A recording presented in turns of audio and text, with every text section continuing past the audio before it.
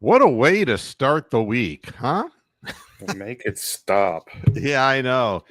Bronk and I are just sitting here, and We're wondering why we're alive, basically, or at least I well, am, anyway. I Can't wanted speak for you. to, start the program. I try to with the latest news headlines and just quick comments, and then move on to what's really on my mind. It's really quite a selfish program, this, and Really? Why, yeah, you're having a bit of epiphany over there, huh? no, Wow. not at all. Wow. Not at all. I just, this is the way it is, and fuck the rest of you. Hi to Christopher Milton and Senior, and Rick May and Ron Shane, and we start out with the worst possible news, and that's that JOK is gone for the season with his neck injury, which is what we He's all thought dead. would be the case because, He's dead. yeah, he's gone. He's never going to play again. No, And he shouldn't play. No, he shouldn't play again. That's what you should say. well, Yes. no, he'll never play again. I think that he is smart enough, that he's being told by important people, steer clear. This isn't something I'm going to add Tony to the stage here. Moo! This is not something that somebody recovers from. No. No. If you have limited space in your spine, in your area of your neck, you are one hit away from total paraplegia, and it's not something you fuck with, basically. Yeah, I just No. So I'm just saying he's never going to play again, and if he does, he's a fool, because if he's able to walk in to the Browns training center, then he's luckier than a lot of people who, Yeah, and I count myself one of the lucky people, by the way. Yeah, me too. Yeah, I mean, I don't, the notion of playing football, you're one play away from the end, and it could be the end of your career, it could be the end of your life, it could be the end of walking, or the end of feelings in your extremities, or any number, and then eventually brain damage, which kills you prematurely. So I hope that he stays out of the game, but it's a sad thing, because JOK was a promising young player and an assertive, aggressive player, and that's what got him into the trouble he's in. And had he stayed healthy for 10 years and kept on the same career arc, he would have been at least a borderline Hall of Famer. Yeah, no doubt. And just gone too soon, man. But that's why the Hall of Fame doesn't have that many people in it, because it's hard to get into. Well, it's hard to have that kind of you can't have that kind of career these days. Yeah, it's over real quickly. And then knowing what's going on with Nick Chubb, and it's not like, all the other teams in the league are picking their ass as the price drops, and somebody might take a flyer on him and bring him to camp. You know what I mean? Yeah, well, some very bad organization like the Jets or Jacksonville. So, I mean, his career's over too, because there's no point in Nick Chubb. I mean, I know that Nick Chubb wants to be able to conquer this, because, that Batman image of his, he wants to be able to say, see, I overcame this twice, but there's no money in it now. So I don't know, other than why? Pride. As Burton Cummings would say, silly human pride. Okay, thank you. Burton Cummings. Stand tall. That's a Canadian. I'm doing it for Rick May. I make song references because, but I blurt him out before he gets them. But I'm sure he remembers Stand Tall. He's the only one who, he's the only one who was alive back when it was popular. That's exactly right. Yeah. You don't even know who Burton Cummings was, do you, Tony? And I couldn't fucking blame him out of a police lineup. These eyes cry every night for you. The Guess Who? He was a he was a Canadian, is all you need to know. Yeah, which should be great, because they're going to be the 51st state. All right, correct. Right.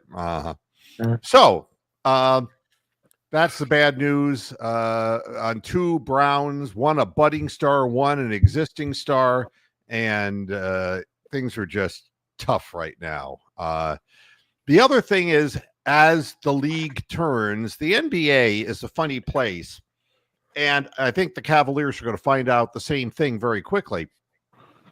If they haven't already. Well, Giannis Antetokounmpo is exploring now the best fits outside of Milwaukee. Bye! Aren't we all? Bye! I'm going to Los Angeles at the league's behest. Bye! Yeah, well. And you see, that's all there is. And is that all there is? That's all there is to the NBA. That's all there is to professional sports. And loyalty is a thing of the past, and you want to be able to get that second championship for whatever, reasons you have, even if you're Kevin Duranting and you want to just climb on board a pre-existing good team. Yeah. So, you look at that headline and you say to yourself, what a wonderful world. Giannis can get whatever the hell he wants monetarily, and he can go to exactly where the NBA negotiates him to go, because they're looking at this year and they're going, fuck, man. Did you realize? Did you realize, the East Finals is going to be Indiana and Boston? And yes, Boston will go. The Knicks are done. The Knicks are finished. Believe me, they're done, finished. It's going to be another blowout. They're going to sweep them the rest of the way, because they've got to get Boston in there so that Boston can at least go to the finals. And then you've got Oklahoma City, and they're at least the up-and-coming team.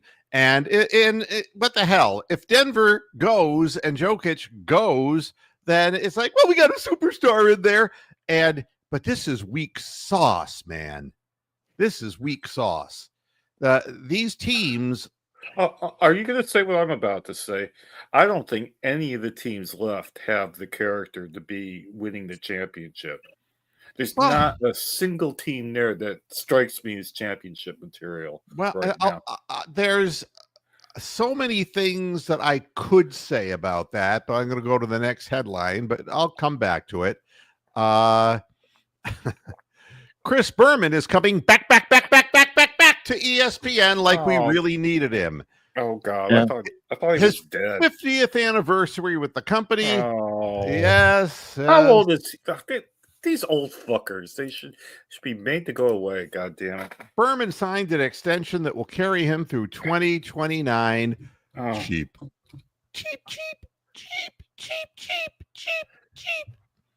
That's the whole story. ESPN got an extension when they realized how little they had to pay him. Chris Berman is this high in debt from gambling, and he would accept any money at this point. So, welcome back, Chris. I would have loved to have missed you. He's 70 years old. Surely they can hire somebody who's talented, who's 30 years younger. Yeah. So I'm quoting a song down here, which is "What's So Funny About Peace, Love, and Understanding." The hit was Elvis Costello, but it was written by Nick Lowe. The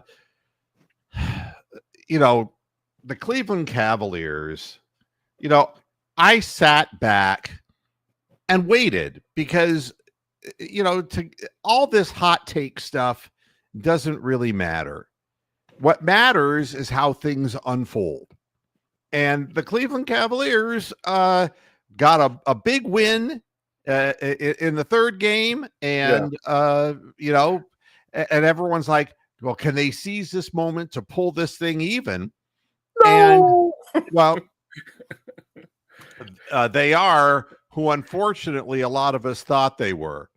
And, you don't want to say this, and you don't want to judge a team by, the JB Bickerstaff years, and I want to point something out to those fans who are saying it's just the same old Cavaliers that they were with JB Bickerstaff. Oh, God, that's doing such an injustice to Kenny Atkinson.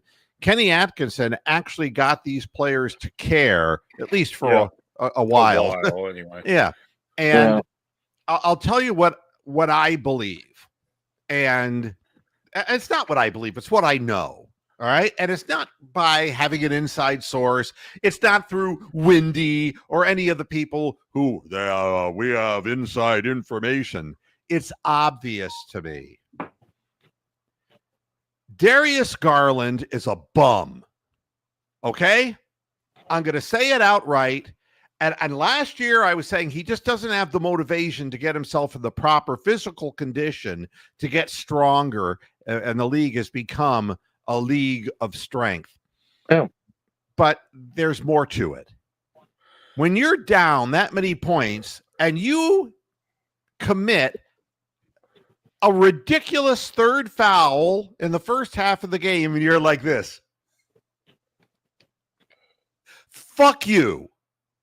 Go back to Vanderbilt and get a goddamn degree and do something that you care about, because you're immersed in yourself, Darius, and I'm sick of it, and Cleveland fans are sick of it. You can go with Giannis, and you can go on a ride, maybe come off the bench and get a championship, but you are not motivated. And anybody who was taking the kind of shellacking that the Cavaliers took, I mean, smiling would be the last thing. What's the matter with him? So, can't bring him back. Can't bring him back. Don't want to see him in a Cavs uniform ever again, because that is, and there's a reason I hate this. When I was a young man, and that was a long time ago. Dun, dun, dun, dun, dun, From the dun, galaxy dun, far, dun, far young man. Yes. Dun, dun, dun, dun, dun, dun, dun, And dun, young man. I flunked out of school. You did. And you were irresponsible Rafe, weren't you? Yep. And I gave up. I quit. And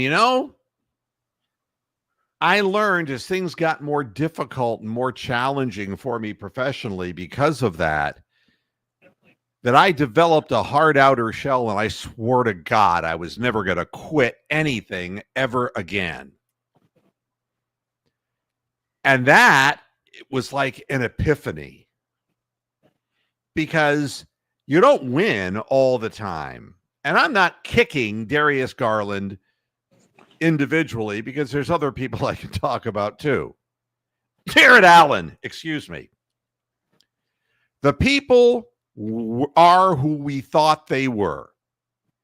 They can't get rid of the stigma because it's part of them. You either change yourself or you go into the shitter. And that's what I learned as a young man. And there were a lot of sleepless nights, and there were a lot of times when it was like, oh my God, what in the hell am I going to do? But I was glued and married to my business. And I said to myself, I'm never going to quit anything again.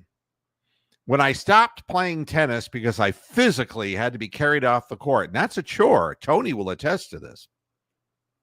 Carrying me off, not because I was a winner, but because I was, my back was so screwed up, I couldn't walk off the court. Yeah, you need 8 guys from the funeral home to carry you off. Exactly. Yeah. And and a pallbearer. Exactly. Not Paul Bearer himself. Or a moo bearer. A pallbearer. Owlbearer. Oh, that'd be funny as shit. Look at the Undertaker's manager comes walking in. So, Nice one. I hated the fact, when I got a knee replacement, I said, I'm going to switch from playing singles to playing doubles. And I became a good doubles player. And it's like, I don't quit. And now I'm riding trikes in Florida. I put on a ton of miles there, and I'm up on my new trike here in Ohio, riding up hills, and it hurts, man. It fucking hurts. But I ain't going to quit. I ain't going to quit, because I've got to keep myself strong.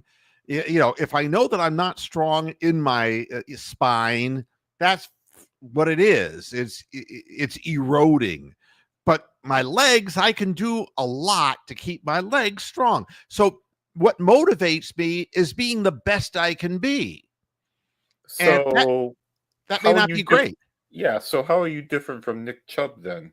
Not at all. I mean, I completely understand Nick Chubb's situation, but sometimes you gotta quit, isn't it? Sometimes the decision is actually made for you. Yeah, exactly. You can't do anything about it. And if you have loved ones, if you have a wife, if you have children or whatever, you can't go out on the field if you're JOK and, it's like, hey, daddy's a paraplegic now. Far out. The fact of the matter is, whatever he negotiated for monetarily, you got to invest that money smartly and go to work and do something and love your family and have a good life. There's nothing else left for him to prove except that he can cripple himself. And the same thing is true with Nick Chubb, who proved how great a football player he was. He didn't have anything to prove. Yeah. And if he wants to give it a shot, that's fine. But honestly, his greatness is already etched in my mind. Yeah. And, all I wanted out of my life was to say, I had a dream and I wanted to do what I thought I could do. And at a scale that was, I was allowed to do it, I did it. And I'm happy with that part of my life. My employment, great. My enjoyment of tennis was great. This podcast, which is 23 years in, I just don't quit stuff just because I have an asshole over at X who's just basically drained me of every single person who ever followed me because I refused to pay his smelly ass. And to be very honest with you, there's many people who are better at this. They do a short form kind of thing who have a ton of viewers, and I'm not one of them. But you know something? I have a voice. Uh-oh. You're going to sing now. I am what I am. Uh-oh. Uh-oh. Do I smell strife in the marriage? Rock says, how dare you call Darius Garland a bum? Well, sorry. I was going to say that when you see him smiling, there's editors on TV in the truck that are taking a photo of that. And, things are taken out of context. And we all know this. And you could take snippets of this program and completely blow it out of context. I'm just waiting for Roxanne to come in with the rolling pin. Like it's strike mark going back. No, you mean like Geraldine from Flip Wilson. Well, that would have been interesting if she came in here. But I don't think anybody would. Never mind. Never mind. Why don't you come on the air? I mean, people haven't seen you forever, Rox. Yeah, what the hell? If she doesn't want to come on the air, she doesn't want to come on the air. I want her to come on the air because let's see if I can post the let's see, I can do this. Get the link. Let me see here. She's saying okay. Here we go. Oh, it's all kicking off now. The problem here is that I'm having. Oh wait, I can do this. I can do this. I can do this. Sit tight, Rox. Sit tight. Here we go. The next comment coming. Paste it in. This is. I like the Jared Allen fro going on there. Well, why won't this let me do this? It has a big help sticker. Well, I'll do it like this, David, and I'll send it like. Did that work? No. Yes. That worked. Good. Yep. There you go, Rox.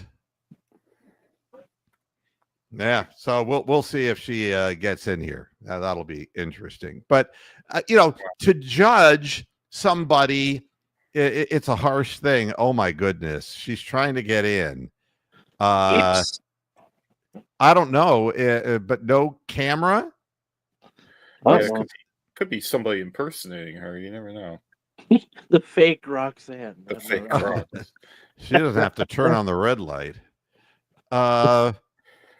Well, it could be like if I add you to the stage, Rox, there's no. I don't know. Maybe she doesn't want to be on camera.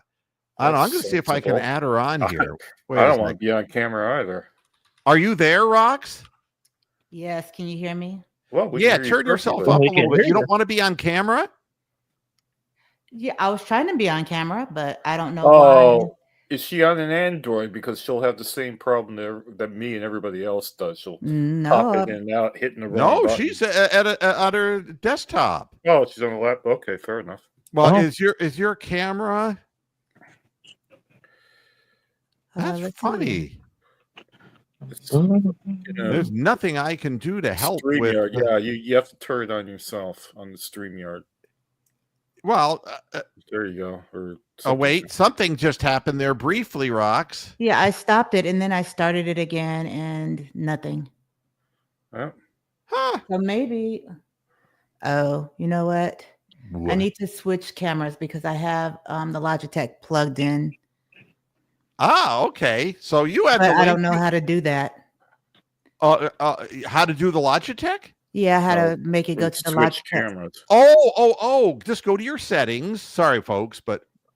Oh, sorry, everybody. It's worth the wait. I want her on the air here because she loves Darius Garland. I was gonna blame Topaz for chewing a cord, but if you go to your there's something. There's right. Close. Back. Yeah.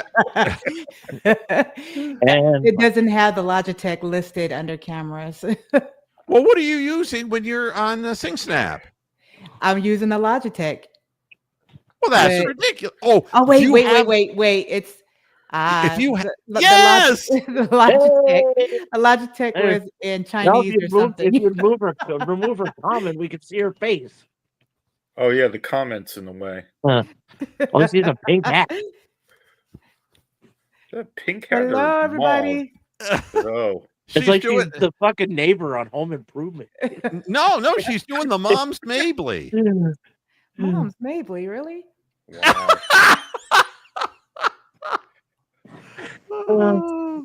Somebody's going in the doghouse. Oh wait, look, Brian from Phoenix is trying to get in. What in the world? Oh my God! This I have to. I just have a bone to pick with you. I mean, Darius Garland has one bad night. And hang on. I have to mute the. All right. Brian is also joining us for the first time since Hector was a pup. Yeah, it's not just one bad game, Rox. The problem is that his reaction to failure was just to smile and commit a stupid foul and smile. And it's like, didn't give a flying fuck. And, I don't know what his deal is, but maybe he was embarrassed. He didn't. Yeah, I mean, people cope differently with catastrophic failure. I mean, he has worked all season. Give him a little credit. Yeah, I'm give Darius Garland a little credit. No, say his name right, Rox. Darius Garland from Vanderbilt. Yeah, she's a fan. Oh my goodness! But the whole team. Well, she could sing it to the tune of Titanium for you. Oh no! Don't encourage her. Darius Garland is Titanium. He is. Well, he could prove the Moohead curse right and have a monster game on one night. He's the Tin Man, and he just got caught in a rainstorm. Oh, he's all rusty. That's who Darius Garland is. But it's not just him. He'll be back better than ever. I didn't have a chance to talk about the others. This whole game, I wanted to start out by saying that Kenny Atkinson's done a great job coaching a team to the record that he coached them to when they obviously, a lot of them don't give a fuck, when they're a bunch of thin-skinned losers. And they went out and they won game 3. And honest to God, they came out in this game like they thought that the Pacers were going to quake in their boots. And that, oh, we took the heart out of them by just showing them. We didn't show them nothing. They came back twice as hard. And it's because they had players who care. I don't know what's wrong with the mix in Cleveland. I can't tell you that. But Well, and Indiana has been very battle tested too. They had a really rough first round series. So it's not like they're going to just lay down and die. No, but the Cavaliers did lay down and die. Even the New York Knicks haven't laid down and died. Right. This is shockingly. Well, yeah, I mean, the Celtics just own their ass. Yeah, but they're going to get hammered again tonight. But the bottom line is they've won 2 games. That's more than Cleveland can say. And big deal. They beat the Miami Heat. And this is what I have to say about the Cleveland Cavaliers, because you can't gain things without giving things up. What made the Heat so easy to beat, hickory dickory dock, what made them so easily defeated was that they didn't have Jimmy Butler anymore. He was the guy who was the glue who kept these other wieners' heads in the game. I mean, without Jimmy Butler, you saw what Tyler Hero became. Oh, God. I mean, I don't need Hero.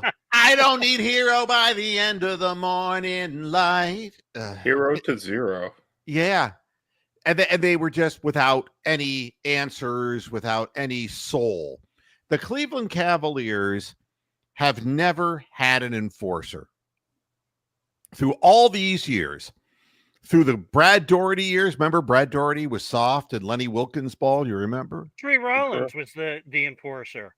But he was off the team by what, 89? Yeah, I mean, it's the only real enforcer we had was Nate Thurman during the Richfield Coliseum years. It's we had a great player in LeBron James, but and we had Kendrick Perkins at the end of his career who could push, and Shaq who couldn't even jump an inch off the ground. But Ben Wallace for 1 year. Yeah, but they were people who were shot. They no longer had anything. We don't have, and you know what the saddest part of it is? They threw it all at Evan Mobley's feet. The young man who's just trying to figure out the offensive side of the game and has really come along and gotten some of his strength up. And they painted him as the most important guy on the team. And he's a quiet Tim Duncan kind of guy, right? Yeah. But you got to have people on your roster who are willing to mix it up. And this is what the Pacers well, Tim Duncan was quiet, but he was still a guy that would be able to draw technical fouls from the bench. Yeah. I mean, to me, the most important thing is that you have definitive roles for players. And sometimes a player just comes in just to gather control of the game for a team. And it's not something they do individually, but it's like if one of your guys gets knocked to the ground, he'll go up to the person who did it and just give him a chicken wing. That's sometimes what you need, especially now as the league is getting more and more physical.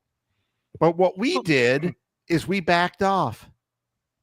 We look like the kid who was trying to get out of the way of the bully. To the Pacers, who aren't even a known physical team. That's embarrassing to let Pascal Siakam and that crew of people, to let an idiot like Matherin, low intelligence guy like that, outthink you on the court. That's pathetic. Just pathetic. Speaking, who was that Argentinian little peckerwood for the Spurs that I hated so much? Manu Ginobili? Ginobili? Yeah. He was kind of like that for the Spurs. I mean, you got to have fiery people who are, but who supports one another on this team? When things are going good, it's obvious who does. They're all along for the ride. But look what happened to Ty Jerome. Ty Jerome now, his value is plummeted. Oh, yeah. There's nobody who's lost more money. Nobody's going to pay him. Just like that. And to say that Draymond Green didn't help the Warriors, you bet he did. And it's funny, Meta World Peace, Tony's talking about Meta World Peace. Wow. But, again, there are people who mentally imbalanced who, you can take advantage of somebody's physicality. And we have a bunch of people who get pushed around. And, Jared Allen was invisible. Lance Stevenson's another one that wasn't the most gifted guy in the world, would beat the fuck out of you. Yeah, you need a lightning rod sometimes who's just supportive of the team. Here you have a bunch of guys who look like, as long as they're not under pressure, they can just, they'll be fine and free and fancy free, and they'll, they're great front runners. But when it comes down to digging deep, can't do it. Well, and they never will. I hate to say it, but these guys never will. They can't use we have no offense because of JB Bickerstaff excuse. They can't use that. They have a good coach with a good offensive scheme. They just didn't run it. They lost their heads completely. Yeah. There was nothing, and the like quote, Marie Antoinette. Yeah. Well, the quote after the game by Kenny Atkinson said, "We thought we were over this, and I guess we weren't. Well, I thought we had gotten through it, but no, that's not the case. This team has to be broken up, and it's a horrible shame because there's a missing ingredient." And I don't know how you find an enforcer, but we knew going into the season that we were bringing back Jared Allen, who appeared to be soft the year before, and Evan Mobley, who worked hard in the offseason to become more, but wasn't all the way there yet. Defensive player of the year, great defensive talent, but not the big rugged guy. And when we had an opportunity to bring in a true backup center who could really kind of young man rumble, we don't have it. Other teams do. We don't. Even teams like the Pistons, for God's sakes, they have Duren, and who's the other guy they bring in? Oh, Stewart. Yeah, Stewart. Yeah. And we don't have anyone even like either one of those two guys. And it's not that they're the most talented people in the world, but they assert themselves in a physical way. And some of that has to rub off. And it rubs off when the player leaves. Like when Jimmy Butler left, it all rubbed off the opposite way of the Miami Hey, I'm Heat. all for cloning Charles Oakley. Yeah, right. An enforcer. Or Rick Mahorn. Right. It's all about, somebody's got to be the guy in the black hat. Somebody's got to be the bad guy. But, we have a team full of, that's what the press said. They're such nice guys in the locker room, and they're so relatable. And it's like, fuck that shit. This game is different today than it was when enforcers were around. And there's more of a need for it today than at any other time. And it's pretty bad when a guy like Matherin, of all people, you're going to let that bozo, and he was getting away with all kinds of dirty stuff, and they didn't need him. He was expendable, so he got expended. Yeah, well, he gave one up for the team, and he's like, "Thanks, everybody. I'm good. I did it." And then he walks off the floor, and they proceed to score the next 30 points. Even Obi Toppin was kicking our ass. God damn it. It's amazing. He had like 30 fewer shot attempts in that game. It was something crazy, some crazy number like that. But when your will is broken, it's obvious. When you have nothing to hold on to, it's because you got nothing inside you. And Kenny Atkinson can't give you that. Kenny Atkinson can't coach that component into a player. Can't do it. They only had like 5 made field goals with 6 minutes left to go in the first half. It was crazy. I mean, it was terrible. And it's inexcusable, but it's not the coach's fault. This is who, and it's not Dan Gilbert's fault. Dan Gilbert paid these people. He brought in a group of talented players. But you got to find out who the weakest link is. And you've got to trade that person for assets. I don't think it's going to be much of a problem because the one guy who will want out of Cleveland will be Donovan Mitchell. Because once again, he couldn't get through the second round, right? And you think Giannis is looking to get to a good team, so is Donovan Mitchell. If you want to remain competitive in Cleveland, you're going to have to move on from somebody of value to get value in return. Because if you stay put with this team, the same thing's going to happen year after year after year. And it wasn't, people say, well, it's injuries and it's, no, what it is a lack of heart, a lack of collective will. There's a lack of glue, of that tenacity that says, I'm never gonna quit again. They could have lost this game like they lost the second game without their starters. And honestly, they put up a valiant fight. It was unfortunate at the end that they just fell apart. But they played a hard, rugged game and an odd set of bad calls, bad play on their part, bad and lucky circumstances defeated them in that game. And that was like the thing that took the heart, what little heart there was, out of this team. They proved that they could do it. But once they won the next game, and man, we really ran them into the ground, didn't we? They came out and they're like, here we are, everybody. We're going to win this one too. And bam, they got blindsided.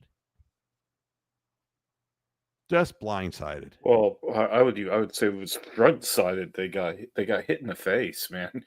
No, they're blindsided because like Clubber Lang, they got hit in the face.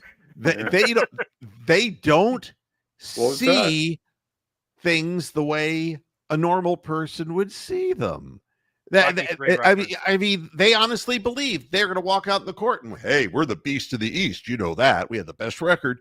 They walked out on that floor like them showing up was good enough. It's crazy.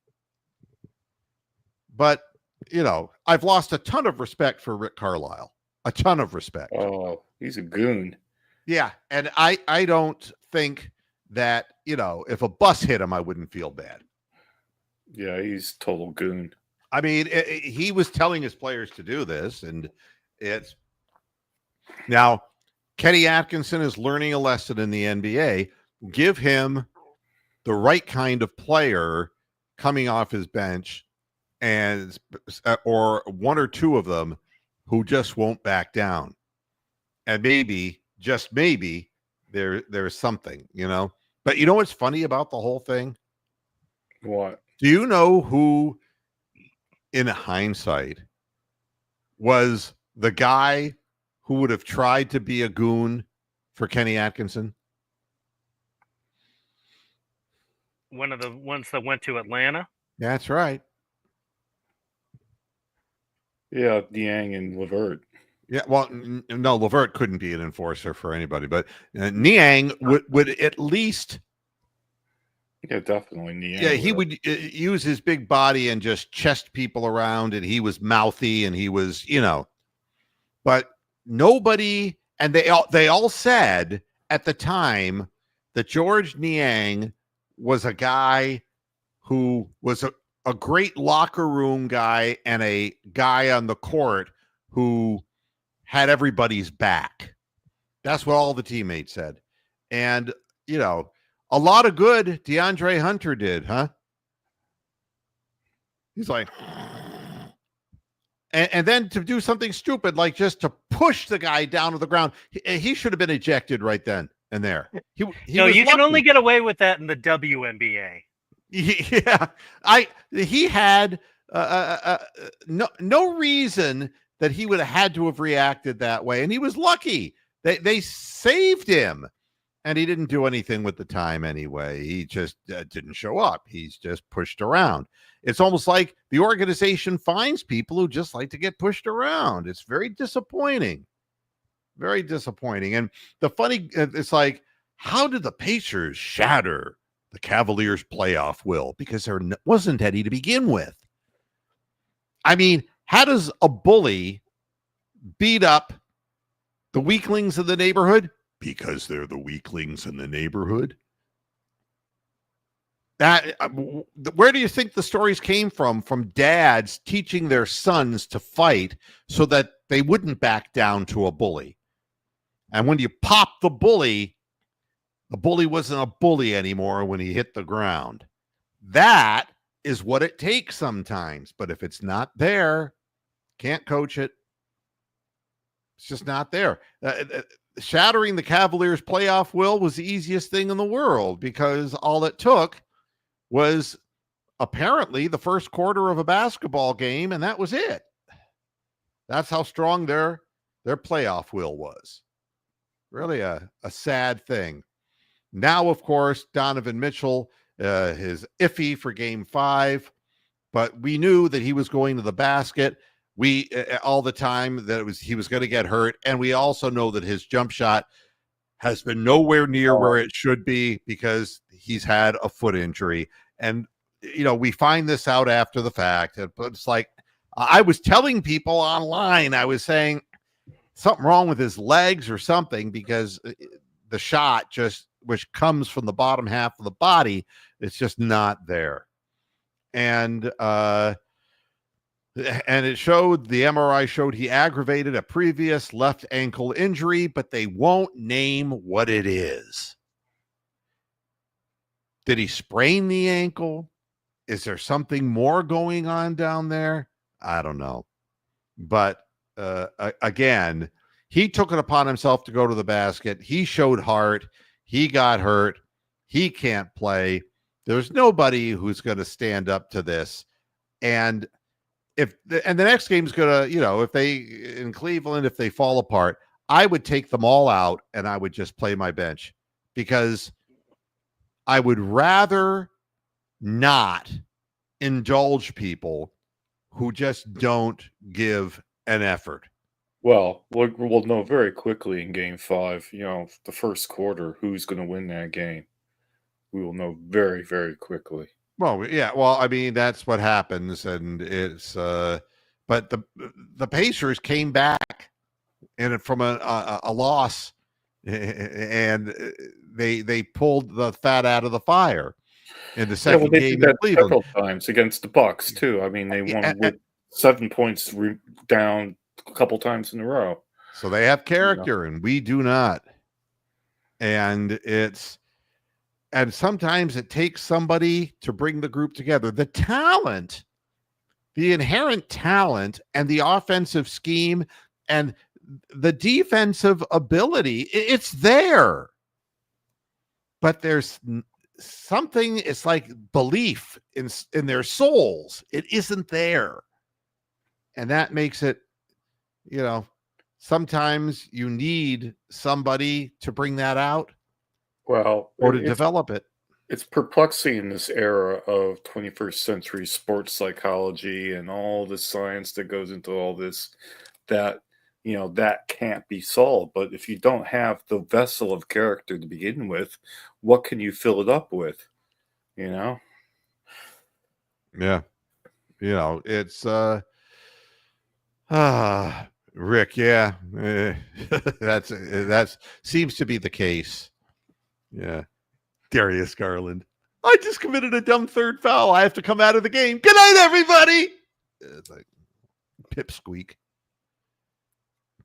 Guy who doesn't have enough. Would that be Disney or Looney Tunes? Yeah. A guy who doesn't have enough awareness to get into the weight room and get stronger. Look at the game that's being played out there. It's a war now. People are hitting the floor. And it's not like in a wrestling ring, for God's sakes. It's a hardwood It's real floor. life. Yeah, it's real life. I don't know. So I'm going to walk away from the Cavaliers and say, Dan Gilbert, job well done. You brought talent and you paid them, but they did not pay you back. Do not feel hesitant in any way to get rid of some of these people because they didn't do what they were paid to do.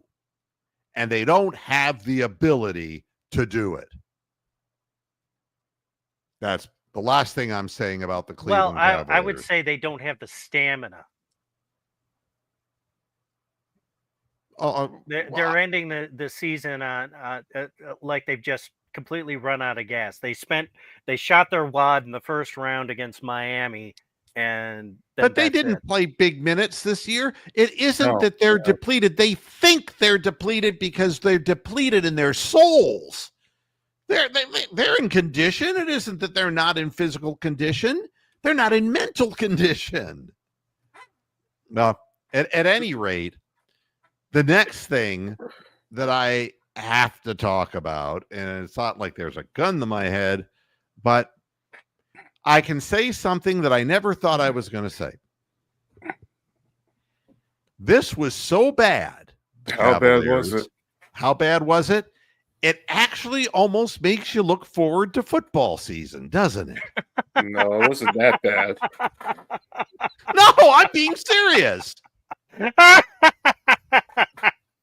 I mean, it's like, keep it on. More pain, more disappointment. Bring it on. At least the Browns have an interesting quarterback room.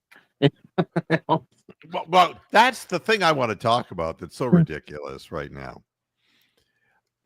I swear to God, these fans, if you want to call them, they're fanboys, the people who are still having the Baker Mayfield argument with people. It's like, could you just drop Baker Mayfield, please? So, but they can drop it now because we have Shador versus Dylan. And it's like the fanboys have already picked their sides that are going to go back and forth, back and forth, back and forth. And it's like, it's just rookie camp. It's like, I mean, people are putting up, it's like, look at the pass that Shador made, and it was like a yard behind the guy, and the guy turned around, stopped, and caught it. It's like the guy could have practically fair catch the ball, and it's like, and there's who's the guy? Garrett Bush. You know who Garrett Bush is? No, neither is really anybody else in the world, but I do.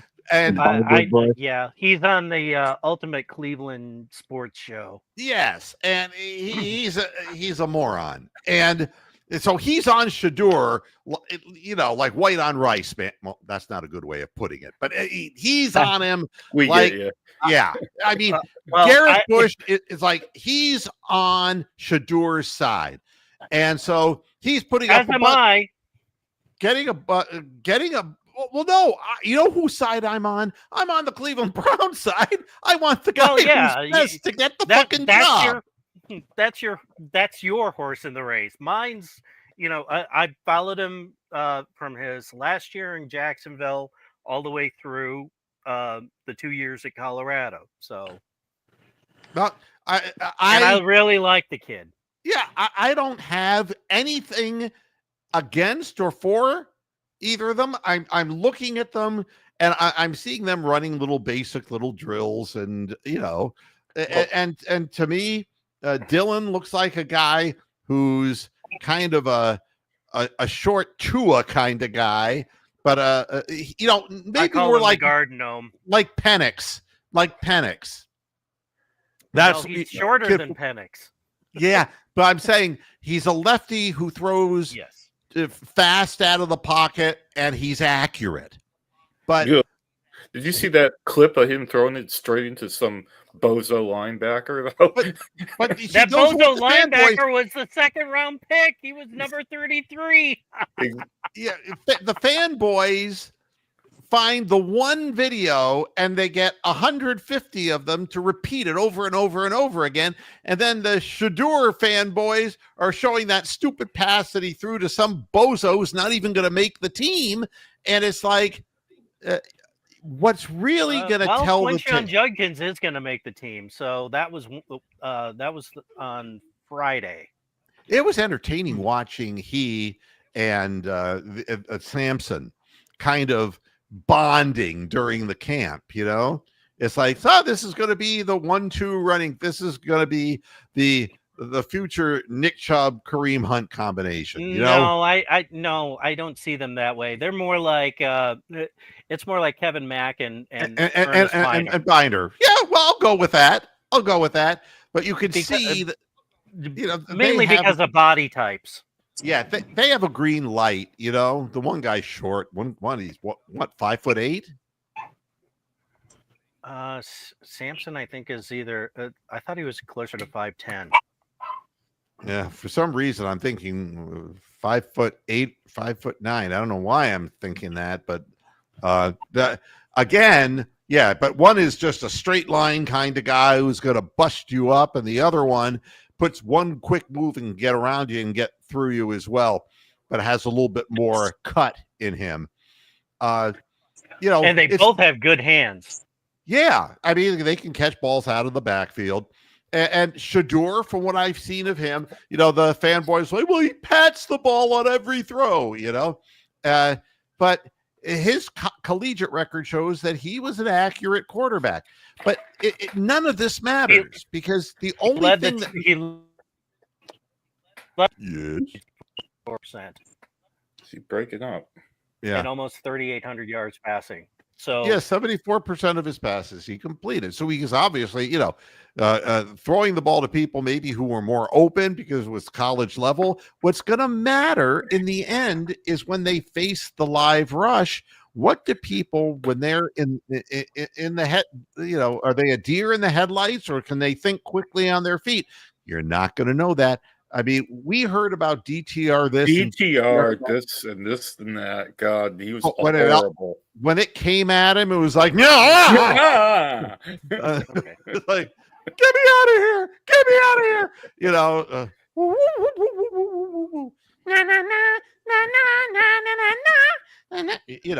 It was like foolishness. Yeah. So I guarantee you that all these quarterbacks, we already know the idiot from Pickett. I mean, in a pass rush, he's like, we already know that. Yeah. So the two young guys, it's possible that both of them are going to be inept, one more than the other, or one is going to rise above because they have a processor of speed and vision that have that combination that maybe just like for Tom Brady, it didn't make much difference when he was at Michigan. But when he got into the big time, that processor was everything. That's Hall of Fame stuff. You don't know until they face the pressure. So these people who are choosing sides, they just choose a side so they can perpetuate arguments on social media. And there's no real good reason for it. Well, I'll be shocked if Kenny Pickett makes the team.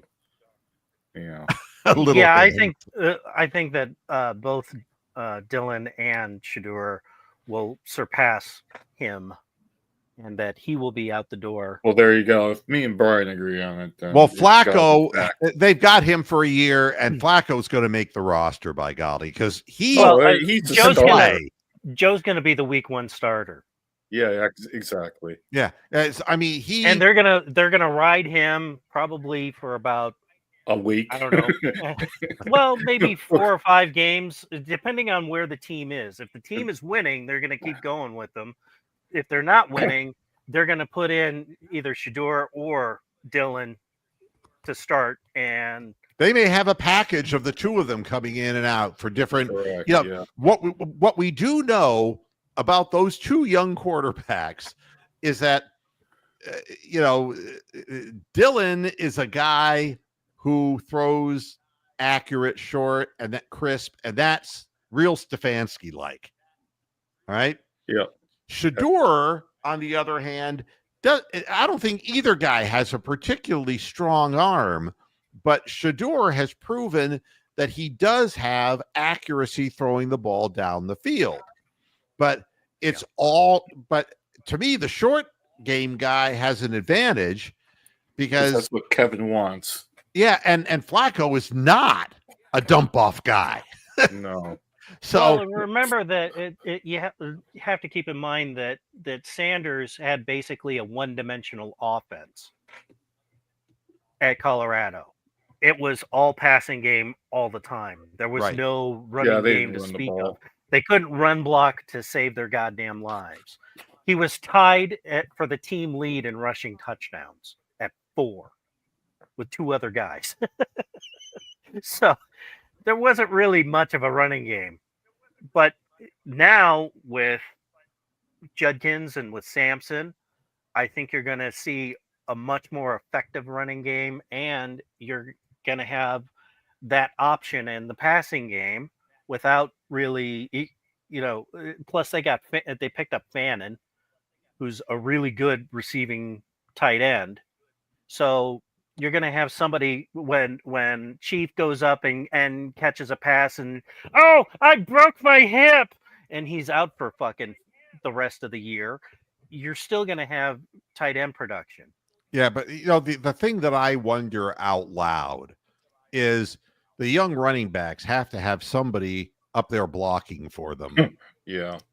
And I don't know how long the offensive line will hold up, whether it's a quarter, 2 games, 4 games, I have no idea. No. But, if there are people visiting our backfield, it doesn't matter. These young fellas aren't going to be able to get off to a fast enough start to make it work. Well, it seems like we have a starter on the offensive line get hurt every first game in September. Every year. It's a problem when you have an aged group. And but again, I'm not going to get caught up in the Shador versus Dylan kind of things. I just let it play out, watch the preseason games, and get an idea of what each guy looks like. I know what Flacco looks like. I know what Flacco does. And he's a pocket passer who's play action oriented. And the one thing I can tell you is we're going as far away from Deshaun Watson as we possibly can.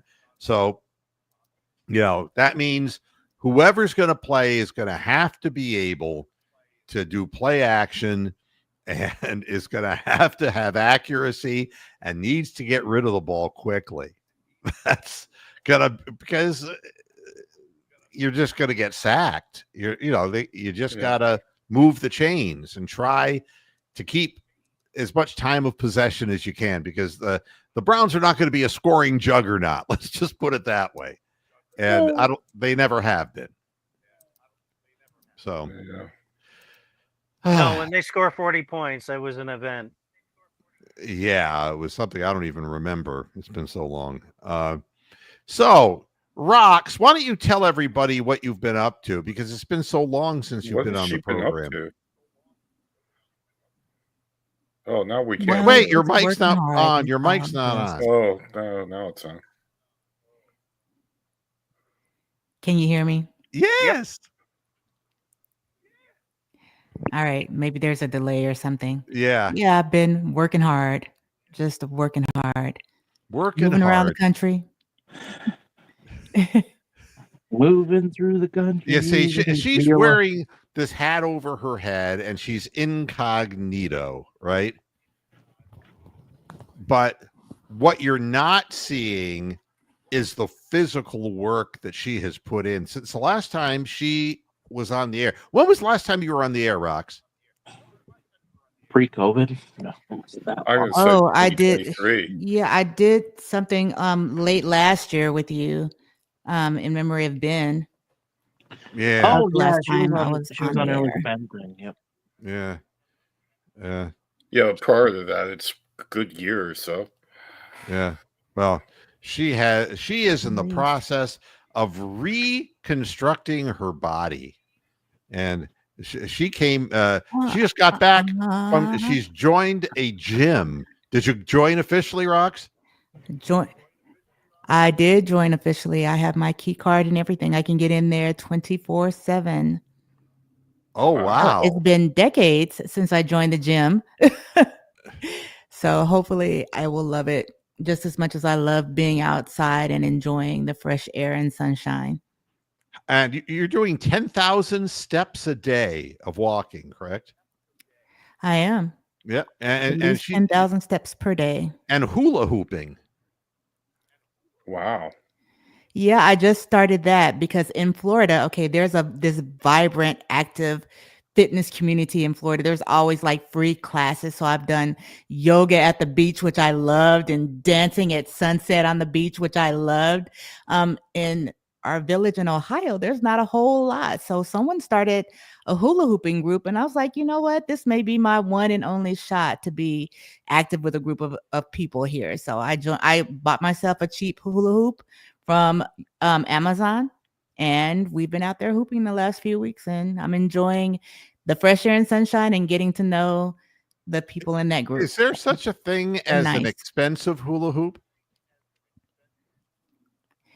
You know, I just bought another one because my cheap one, my $20 smart hula hoop, was not so smart because it made a lot of noise. So this one supposedly is a silent smart hula hoop. So we'll see how this goes. I'm trying to Wow. figure out why there's a delay on your audio. Camera.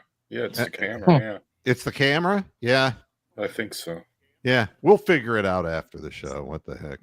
Like watching a Yeah, I do my air quotes. I'm air Poorly- quoting the wrong poorly- thing. Ah, Poorly dubbed Kung Fu movie.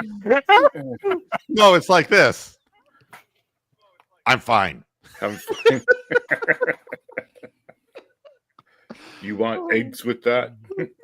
Mm.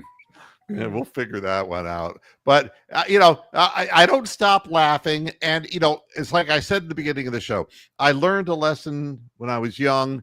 You can't quit anything. You don't quit cheering for your team, Brian. You don't just quit. You just Well, I sometimes just followed my guy. What can I say? and Now you're he's in you're Tampa. staying with the Panthers. I'm sticking with the Panthers. Hey, I'm sticking with the do- Panthers. But I am a Shador fan, so I will be. The door's cracked following open there, the, Brian. I'm following the team. The kid has no off the field issues. He's a big believer in trying to support the kids coming up behind him. So you got a real someone you can really get behind and enjoy. And he's not going to shy away from dipshits like Tony Grossi. There's a hit. There was a hit out of the blue.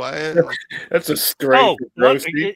now that we're in the NFL discussion arena, I got to talk about Tucker for a few minutes. Oh yeah, yeah. Because he's available. we're up to double digits with that guy, and where there's smoke, there's fire.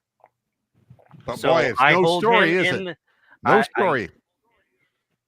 I hold him in the same esteem as number 4.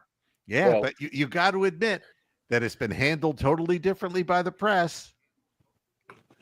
And it shouldn't be. It shouldn't be. But that And- was but my point through the whole thing. Is it was obvious what was going on, and it was as much about the people who were saying stuff as it was about the person who did the wrong things. I don't want these things splashed all over social media and all over the sports page. It's a criminal kind of thing, and it gets taken care of in a court of law, and it gets settled. It gets settled. If the person gets a settlement and accepts it, it's over. It's done. It's finished. And you may choose to never respect the person again who did it, and that's fine, no problem. But it cuts both ways. And all of the goodwill and all of the because I think he was an NFL Person of the Year, Man of the Year, the one year. Walter Payton guy. Yeah, I think he was one of Really? those. And Justin Tucker. Wow. Yeah. Well, where's I mean, Rich Eisen? he's been around for as long as Joe Flacco. So, but all of that goodwill, it's just like Bill Cosby. All of that goodwill and all of that, the work that he did got flushed right down the fucking sewer, especially once you get into double digits. No, I mean, there's no doubt that there's a problem. I think there's a problem in the attorney who keeps trying to bring these stories up against people. I think there's a problem all the way around. Fucking Rick, me. God bless you, dude. I hope you're doing good, Rick. I really do. Well, I mean, and as far as, where's Rich Eisen talking about Justin Tucker? The way he talked about Deshaun Watson, where is he? Why did he singularly go after one and not the other? And I leave that they to your better judgment. They dropped the baseball player pretty fucking quick too. Yeah, I don't know what the story is with all this, but at any rate, I'm done saying what I felt like saying here. And the Cavaliers have to ask themselves, where are the strong and who are the trusted? Who do you trust to come through and lead the team to victory? And who are the strong guys and who are the guys who just are weak? And you need to fortify the soul and the strength, the inner strength and resiliency of a team. It's going to be an interesting offseason for the Cleveland Cavaliers. That's for sure. And see you all for the official funeral on Friday. It's no. I mean, the funeral is tomorrow. They're not going to win in Cleveland. They've got no heart. The Pacers know that if they come out, all they have to do, the Pacers come out and pressure, and the second they start turning the ball over, it'll be like the bad memory, and it will be over with. And the Cleveland fans will leave early from the Rocket, and that will be that. And, because they know they have us on the ropes, and unless they're nothing close to George Foreman, I mean, anyone could polish this Cavaliers team off at this point because they didn't even put out an effort in the last game. And if they come out again and the Pacers are just in their grill, the same thing's going to happen. And it's going to lead to changes in the offseason. And I think that needs to happen. But, so far, I'll say that Dan Gilbert's done a good job at signing players. We just need a certain type of player to bring some of these players together. I think that's important. So, all right. Young Tristan Thompson. But when he was hungry, when he wasn't, somebody maybe a little bigger than that, though. When he wasn't involved with Sasquatch. Yeah, but I think Tristan, though, was always undersized.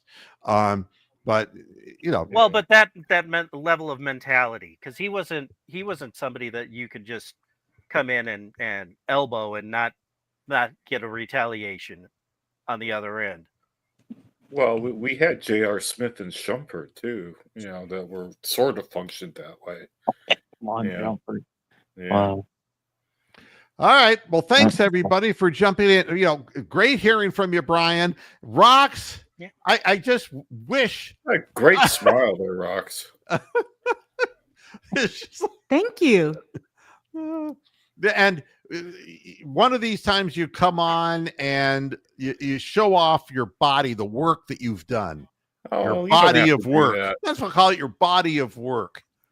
It's very impressive. Okay. See, You just people wanna who are make all the- dedicated, people who are dedicated, I respect people who are dedicated, you know? And Do the deal here. Body talk. Talk with your body to me. Wow. Body talk. Talk your body to me. well, thanks for that. And Tony, thanks for there's being a delay on. my singing. See, if I was gonna sing, I should have sung Titanium. I mean, Brian threw me off track there. Oh, Bulletproof. go ahead. I'm bulletproof, nothing to lose. Fire away. Ricochet, you take your aim. Fire away. This is what Darius Garland says. You shoot me down, but I won't fall. I am titanium. You shoot me down, but I won't fall. I am titanium. I think we need subtitles when you're doing that based on this delay that we have. Very interesting. Everybody, thanks a lot for joining us. We'll be back again at the end of the week to lament a lost season and maybe some more exciting news to talk about. But until next time, hasta la vista, Pasture Heads. Good night. Boo.